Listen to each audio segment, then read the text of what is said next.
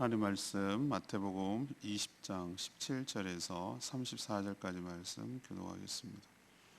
마태복음 20장 17절에서 34절까지 말씀입니다. 오늘은 3월 10일 화요일 아침입니다.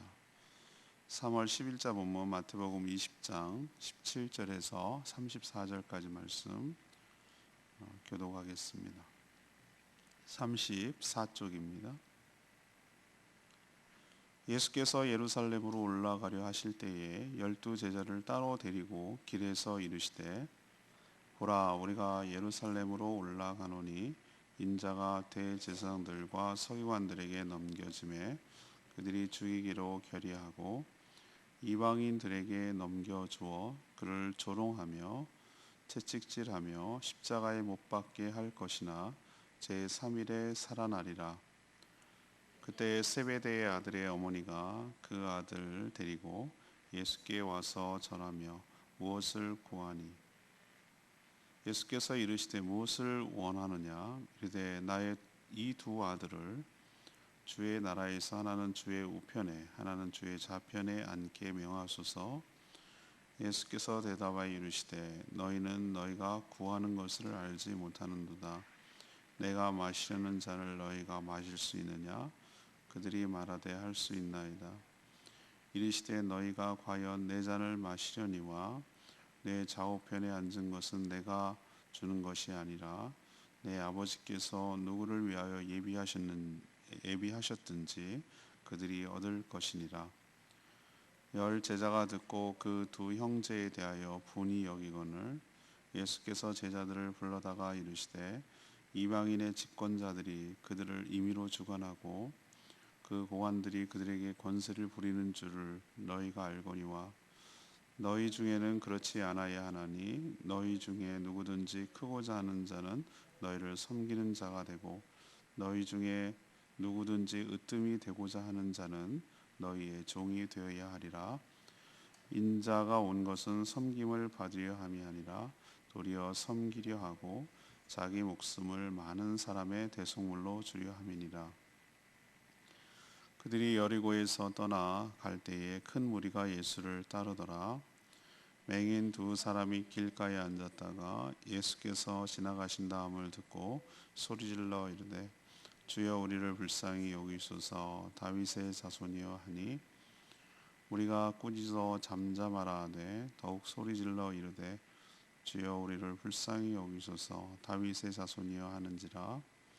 예수께서 머물러 서서 그들을 불러 이르시되 너희에게 무엇을 하여 주기를 원하느냐? 이르되 주여 우리의 눈뜨기를 원하나이다. 예수께서 불쌍히 여기사 그들의 눈을 만지시니 곧 보게 되어 그들이 예수를 따르니라. 아멘. 예수님이 예루살렘에 가시면서 제자들에게 가서 어떤 일이 벌어질지 설명하셨습니다. 고난과 죽음과 부활이죠. 그러나 요한과 야고보의 어머니, 그의 아버지가 세베대였죠. 그 어머니는 예수님께 좌우편에 왕이 되면 좌우편에 자기 아들을 앉게 해달라고 인사청탁을 했고 이야기를 들은 다른 열 제자는 몹시 분개했습니다. 예수님은 제자들에게 정말 크고자 한다면 하늘에서는 섬겨야 하는 자라고 하셨습니다. 그리고 자신은 섬김을 받기 위해서 온 것이 아니라 섬기려 목숨을 대속물로 내어주기까지 섬기려 오셨다고 하셨습니다. 또 가는 길 여리고로 갈 때 두 맹인이 불쌍히 소리 지르자 불쌍히 여겨주셔서 고쳐주셨습니다. 섬겨주신 것이죠. 그래서 오늘 질문은 천국에서는 누가 높은 사람입니까? 천국에서는 누가 높은 사람입니까? 이것이 오늘의 질문입니다. 먼저 첫 번째로 높은 자리에 앉았다고 높은 사람은 아닙니다. 높은 자리에 앉았다고 높은 사람은 아니라는 것이죠. 예수님은 오늘 27절에 보니까 예루살렘으로 가실 때 12제자만 따로 데리고 가셨습니다. 핵심만 이제 데려가셨다는 얘기죠. 그리고 예루살렘에서 고난을 받고 죽지만 3일 만에 부활하실 것을 또 한 번 설명하셨어요. 이 제자들에게 이렇게 다이렉트로 자신의 고난과 죽음과 그리고 부활에 대해서 설명한 것이 벌써 세 번째예요. 직접적으로 이렇게 설명했어요. 근데 제자들이 여기에 대해서 아무 말도 하지를 않죠. 왜? 더 얘기해봐야 면박만 당하고 또 뭐 그렇다고 다 이해했다는 뜻은 아니에요. 그걸 뒤에 보면 알 수가 있어요. 야고보와 요한의 어머니가 예수님께 하나님의 나라가 임할 때 이 에피소드는 나머지 제자들도 그 예수님이 이런 얘기를 했을 때 뭘 의미하는지를 정확하게 몰랐다라는 증거가 되는 것이에요. 하나님 나라가 임할 때 이들은 가시적이고 정치적이고 현세적인 하나님 나라를 생각한 거예요. 그냥 다윗 왕처럼 올라갈 것을 말하는 거죠. 그래서 그때 자신의 아들이 그 야고보 요한이죠. 야고보 요한을 좌우에, 그러니까 좌의정, 우리로 치면 좌의정, 우의정 뭐 이런 식으로 핵심 측근 자리에 앉게 해달라라고 소위 인사청탁을 한 것이에요. 그럼 나머지는 뭐 그런 줄이 없어서 그런가? 그럴 수도 있어요. 그런데 다 똑같은 생각을 했다라는 것을 어떻게 하냐면은 24절에 보니까 나머지 열 제자가 듣고 그 두 형제가 하는 일에 대해서 뭐 했다고요? 분이 여겼다 그랬어요. 그러니까 아니 저것이라고 말하는 것은 왜 저런 식으로 해라가 아니라 어떤 뜻이죠? 자신들도 똑같은 마음도 있고 생각이 있는데 이 세베대의 아들 어머니가 예수님으로 보면은 친인척 관계, 그것도 이모예요, 이모. 놀랍지 않으세요? 이모니까 줄을 댈 만하잖아요. 자기 엄마의 동생이거나 언니거나 동생일 가능성이 있죠. 그러니 우리는 그런 거 없다고 지금 저런 식으로 해라고 해서 화를 내는 것이지, 그런 하나님 나라를 정확하게 이해를 해서 그 분개한 게 아니란 뜻이에요. 자기도 그런 마음이 있다는 거죠. 있는데 저게 먼저 선수를 쳤다. 그래서 화가 나는 거죠. 그러니까 이들 모두는 예수님을 따라다닌 이유가 바로 여기에 있다라는 것이 여기 이 장면을 통해서 확실하게 드러나는 것이죠. 예수님은 이것을 의식하고 세상에는 높은 지위에 있는 자가 권세를 부린다. 그렇죠. 높은 자리에 있으면은 명령을 내리면, 특히 군대나 뭐 공무원처럼 조직 사회에서는 어느 뭐 회사도 마찬가지고요. 높은 직급에 있는 사람이 그 자리의 권세를 이용해서 자기의 임의대로 하죠. 그렇지만 예수님이 뭐라고 하셨어요? 천국은 그렇지 아니하니라고 하셨어요. 천국은 그렇지 아니하니.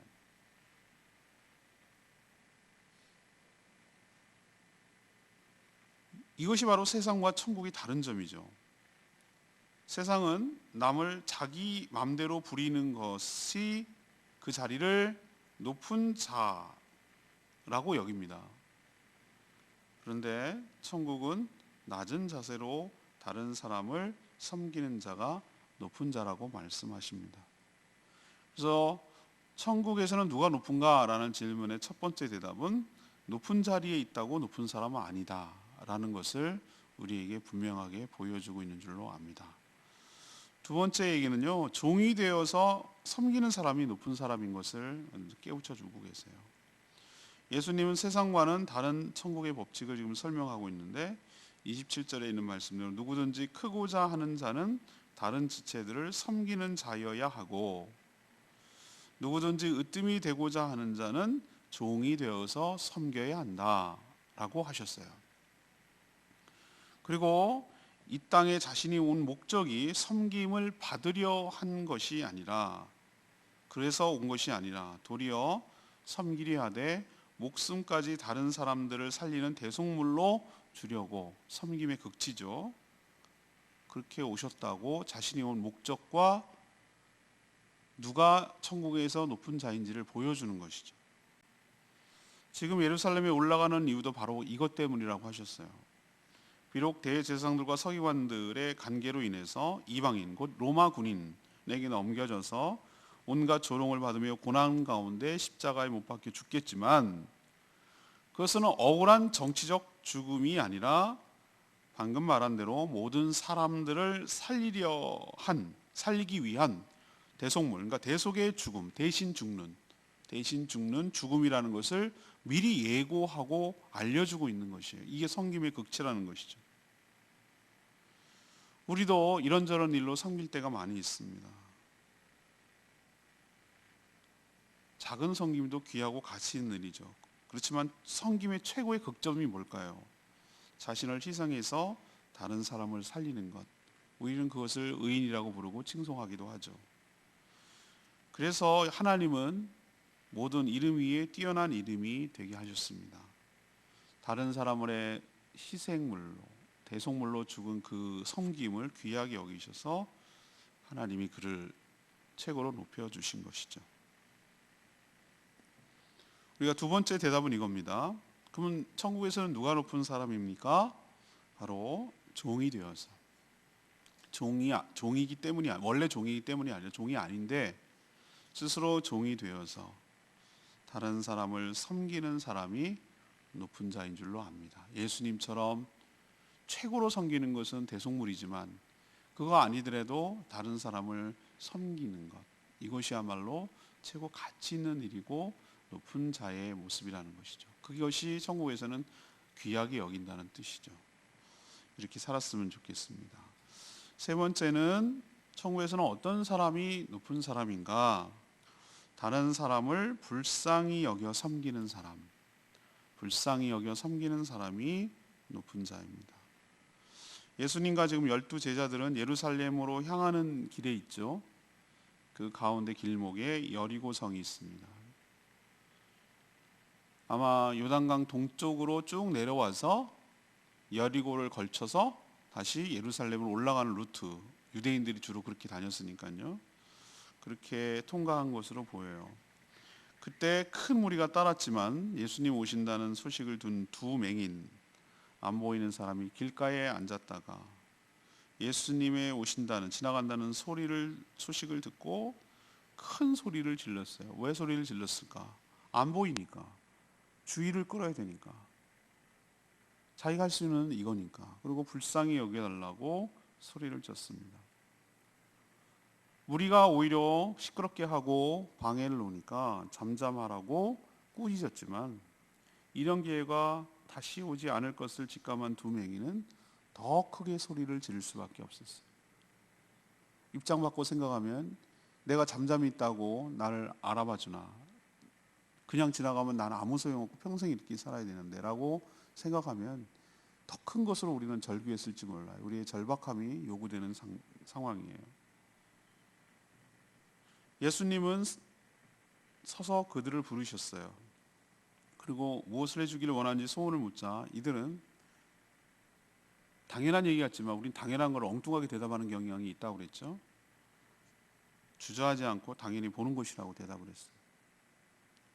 예수님은 그들을 불쌍히 여기셨다고 그랬어요. 34절에 불쌍히 여기셔서 그들의 눈을 만져 보게 해주셨고 은혜를 입은 이 두 맹인은 주님을 따랐어요. 주님을 따르는 제자가 된 것이죠. 예수님은 앞에서 제자들에게 크고자 하는 사람, 또 으뜸이 되고자 하는 사람의 삶의 태도가 무엇인지를 가르쳐 주셨죠. 종이 되어서 다른 사람을 섬기는 것이야말로 큰 자라고 하셨는데 지금 예수님은 어떻게 하는 것이죠? 그 말씀을 삶으로 실천하고 보여주고 계시는 겁니다. 다른 사람을 불쌍히 여겼어요. 그의 가장 큰 필요를 채워 주시려고 지금 그를 섬겨주고 있는 것입니다. 해야 할 의무는 없어요. 섬김이란 건 그런 것이죠. 당연하지 않은데 마치 종인 것처럼 스스로 종이 되어서 다른 사람의 필요를 채워주고 섬겨주는 것이야말로 진정한 섬김이죠.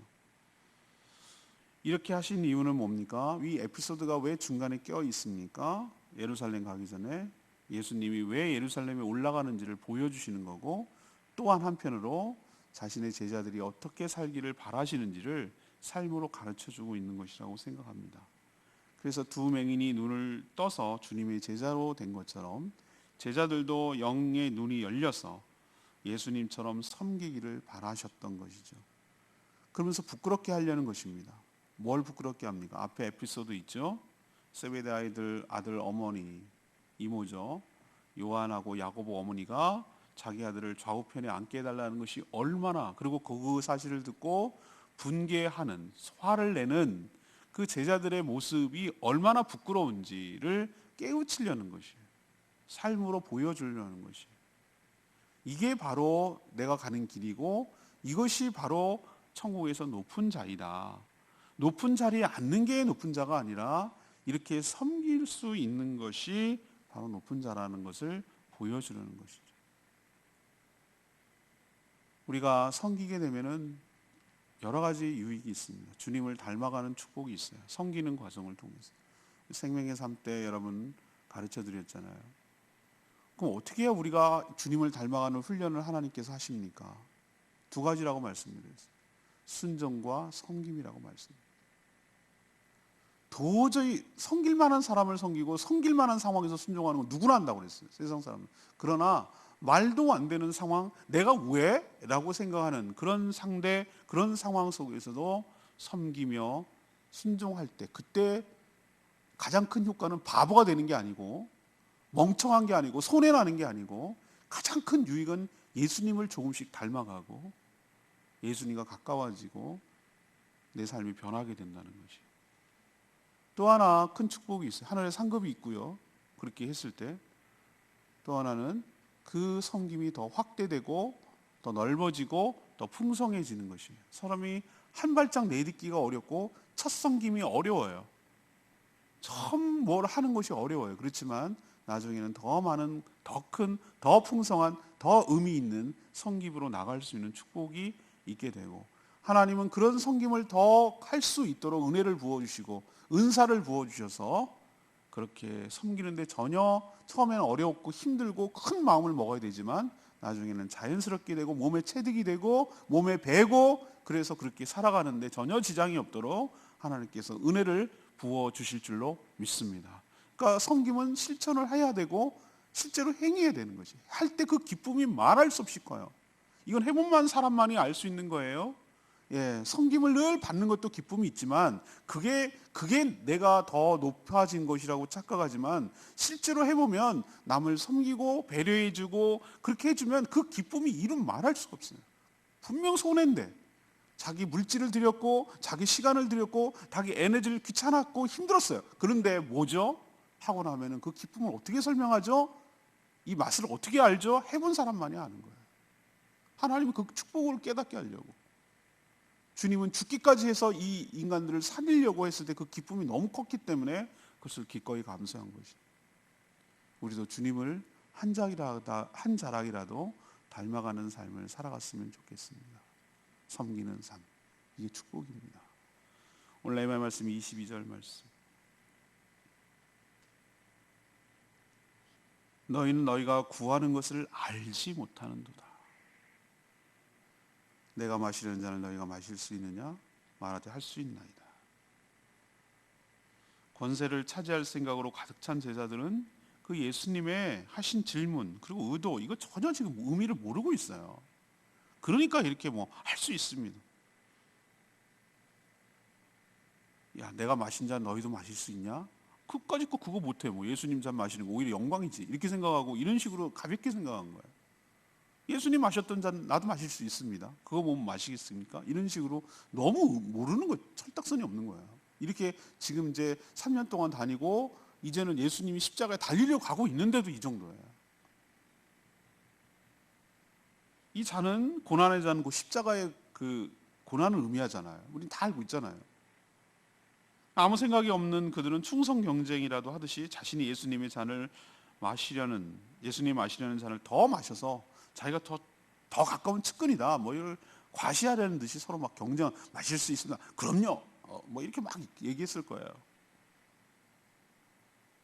그러나 예수님은 26절에 뭐라고 얘기를 하죠?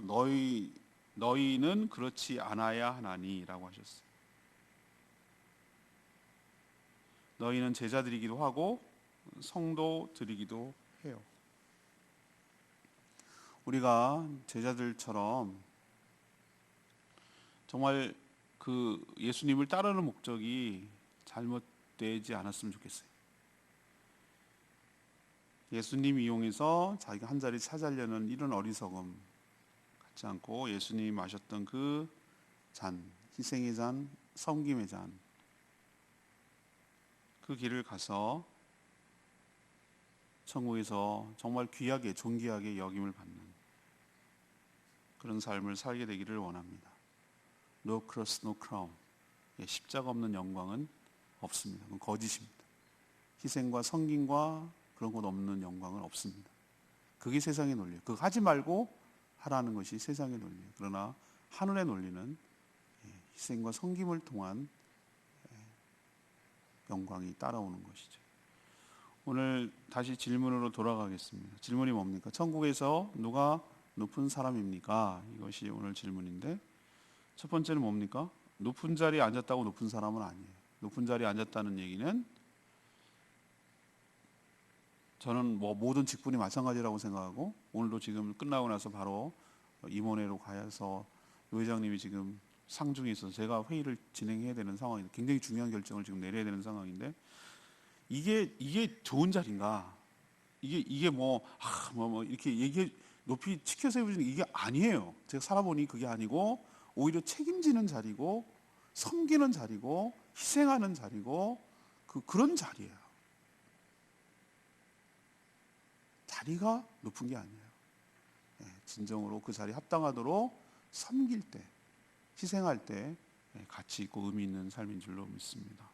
두 번째는 천국에서는 종이 되어서, 종이 아니에요. 근데 종이 스스로 되는 거예요. 그래서 다른 사람을 섬길 때 가장 높은 사람이라고 여러분 기억하시기를 바랍니다. 가정교회에서 그 여러 가지 컨퍼런스 가서 얘기하는 중에 제가 감명 깊었던 말이 있다고 그랬잖아요. 섬김이 체질화되어 있어요. 그 문화가 그래요. 가정교회 가보면 그냥 남을 섬기는 것을 아주 티도 안 내고 막 생색도 안 내고 드러내지도 않고 자랑하지도 않고 그거를 아주 자연스럽게 몸에 배어 있다는 걸 내가 느껴요. 가면은 그게 아주 자연스러워요. 그게 제가 진짜라는 걸 마음에 드는 것 중에 하나예요. 아, 이거 진짜구나. 이게 진짜, 이거 누구라고 할 것 없이 전부가 다 그런 문화구나 라는 것이, 제가 이 문화와 이 조직이, 이 운동이 진짜구나라고 제가 느끼는 것 중에 하나예요. 종이 되어서 그럴 만한 사람이 아니거든요. 그런데도 그렇게 하는 거예요. 섬기는 사람이 하늘에서 높은 자인 줄 믿습니다. 그러면은 세 번째는 뭐예요? 되냐면 섬길 때 다른 사람을 긍휼히 여기는, 불쌍히 여기는 마음이 있어야 되는 거예요. 나는 해줄 수 있고 가지고 있어요. 근데 저 사람이 나의 도움이 필요로 해요. 주님, 안 보이는 두 명이니 주님이 필요로 해요. 저는 스스로 해결할 수가 없어요. 우리는 누구나 다 수혜자도 되고 줄 수 있는 사람도 되고 서로 크로스 될 수 있어요. 주님이 우리를 불쌍히 여기서 우리의 필요를 채워주신 것처럼 우리도 주님 받은 것 가지고 누군가를 불쌍히 여기서, 긍휼히 여기서 그 필요를 채워줄 수 있어요. 그럴 때 하나님께서 더 은혜를 주셔서 필요를 채울 수 있도록 은혜를 부어주실 줄 믿습니다. 이게 서로 이렇게 왔다 갔다 하는 거예요. 때로는 우리가 은혜를 입었으니 우리는 또 다른 사람을 필요를 채워주고 이렇게 살아가는 것이야말로 주님을 닮아가는 고귀하고 귀한 삶인 줄로 믿습니다. 우리도 이렇게 살아가는 저와 여러분 되기를 소망합니다. 오늘 말씀 붙들고 기도하기 전에 526장 소원이라는 찬양 같이 부르고 기도하겠습니다.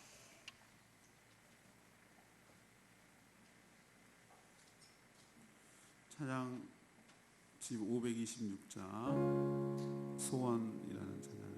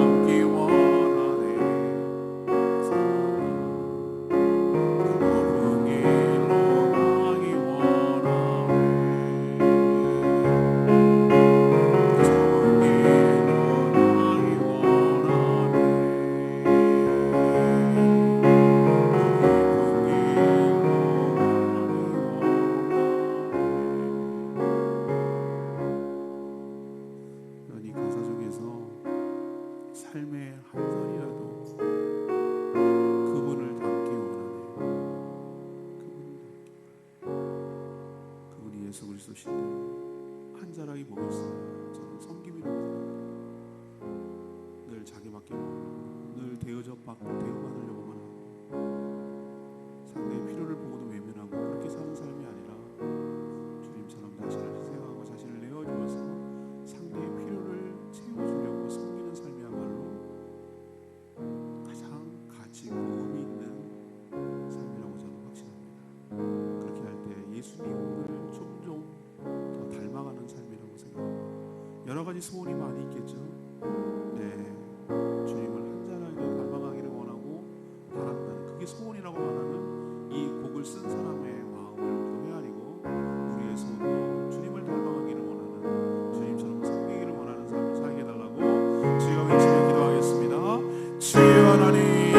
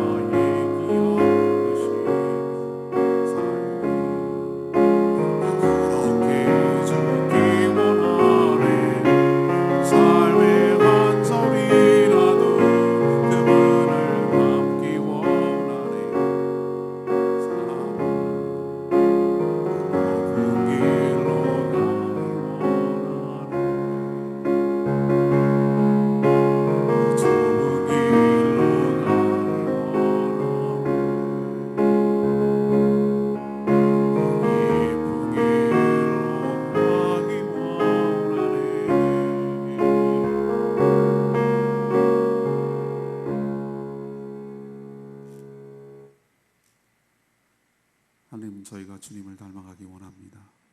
하늘 영광을 버리시고 인간이 되신 것만 해도 대단한데 저희들을 위해 대속의 죽음까지 섬겨주시니 참 감사합니다. 주님의 그 섬김 덕분에 저희가 살 길이 생겼습니다. 새 생명을 얻게 되었습니다. 그런데도 여전히 제자들처럼 세상의 논리대로 더 높아져서 더 많은 권세를 가지기를 원하는 저희를 긍휼히 여겨주시옵소서. 주님 말씀처럼 더 낮아지고 섬기게 하여 주시옵소서. 천국에서는 섬기는 자가 큰 자임을 깨닫게 하여 주시옵소서. 다른 사람들을 불쌍히 여기게 하시고 섬기게 하여 주시옵소서. 주님이 가셨던 그 길을 저희도 따라가게 하여 주시옵소서. 겸손히 더 주님을 닮아가도록 섬기는 자로 살아가게 하여 주시옵소서. 이것이 비천한 것이 아니라 축복의 길이며 영광의 길임을 깨닫게 하여 주시고 주님을 닮아가는 축복이 저희 삶 가운데 있게 되는 비결임을 깨닫게 하여 주시옵소서. 오늘도 하나님 앞에 간구하는 기도 제목마다 응답하여 주시고 힘들고 어려운 가운데 주님 붙들고 주님 바라보게 하여 주시옵시고 주님의 은혜를 구하게 하여 주시옵시고 또 은혜를 체험하게 하여 주시옵시고 우리를 사랑하시는 하나님의 사랑이 구체적으로 어떻게 나타나는지를 체험하게 하여 주시고 마음이 더 낮아지고 겸손해져서 주님의 은혜 없이는 살 수 없는 것임을 깨닫는 시기가 되게 하여 주시옵소서. 이 나라와 이 민족이 참으로 어려운 가운데 있습니다. 주님 불쌍히 여겨 주시옵소서. 질병에 걸린 사람들이 속히 회복되게 하여 주시고 막기 위해서 애쓰고 수고하는 모든 분들 주님 축복하시고 지혜와 총명과 능력을 도와주셔서 능히 잘 감당할 수 있도록 도와주시고 모든 백성들이 마음이 하나가 되어서 이 모든 질병을 물리치고 이겨내는데 힘을 합칠 수 있도록 은혜 베풀어 주시기를 원합니다. 이런 일을 계기로 이란 사이비가 얼마나 이 사회의 이 암적 존재이고 무서운지를 깨닫고 또 경계하고 주의하게 하여 주시고 미혹당하지 않도록 말씀으로 온전히 무장하는 저희들 되도록 축복하여 주시옵소서. 오늘도 해야 될 여러 가지 일들을 기쁨으로 온전히 잘 감당하고 주님 닮아서 섬기는 삶을 살도록 복내려 주시옵소서. 주님께 모든 것 맡기옵고 예수 그리스도의 이름으로 축복하며 기도합니다.